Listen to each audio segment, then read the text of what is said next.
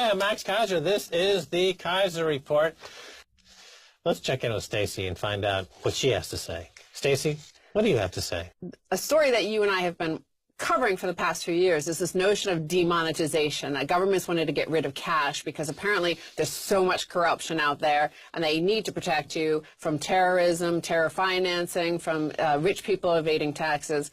Well, we have now the results from India, and guess what? It's been a disaster.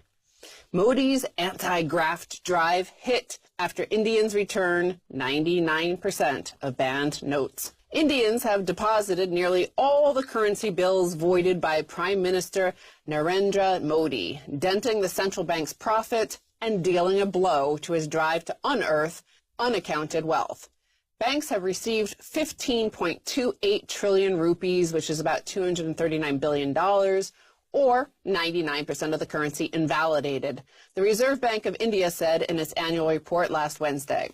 The government had initially estimated about 5 trillion rupees wouldn't be declared following the sudden move on November 9th, indicating that this was cash stashed away illegally to avoid tax. The cash ban prompted the central bank to print new currency, reducing its profit and cutting annual dividend payout to the government by half. They had expected to make a huge profit on it because they thought these 30% of the currency outstanding was being hidden or laundered or used for terror financing, so nobody would turn it in. These bad guys wouldn't turn it in, but they did. So let's go over what, from another headline from Bloomberg, what was expected and what failed to happen based on the theories from the White Tower called The Economist, where the economists live, this high tower where they think they know better than the rest of us. Modi's biggest move is a total bust. Eliminating 86% of the country's currency has had zero benefits. Some said that 8 months on, no argument advanced by the government or its backers in favor of demonetization has been validated.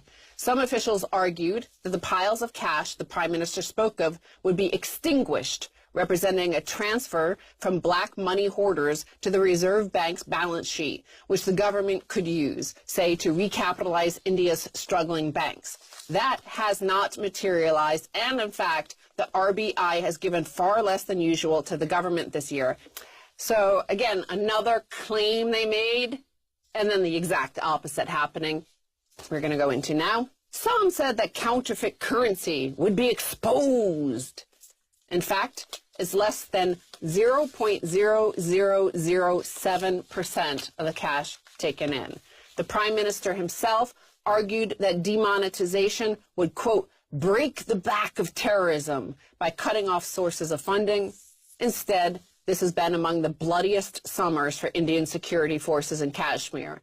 This week, Jaitly, who is the finance secretary, argued that the move would change Indians' behavior, encouraging them to use digital payments instead of cash. But as I've pointed out in the past, demonetization is the exact opposite of what Cass Sunstein would call a nudge. Now let's look at some of the consequences, Max. Exactly how disruptive was demonetization? Well, it may have eliminated over 5 million jobs. It certainly ensured that growth slowed. For weeks, hundreds of thousands of small businesses struggled to find working capital. Many of them may have gone out of business permanently.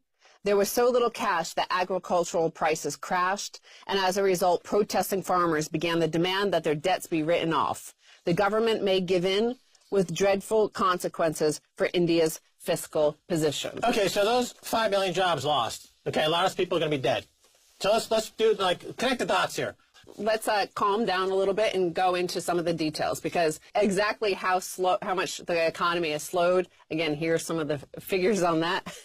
A raft of economic data since the note ban decision have signaled that the $2 trillion economy was hurt by the cash clampdown, raising fears that the economic growth would stall. Growth in the quarter ended March 2017 slowed to 6.1% from a year earlier. It expanded 7% in the previous quarter. Chomsky has said it's manufacturing consent. If you put voters in the front of a TV gun with nothing but garbage, they're going to do stupid things. Watch it, learn something, come back, and then unlearn it. Okay.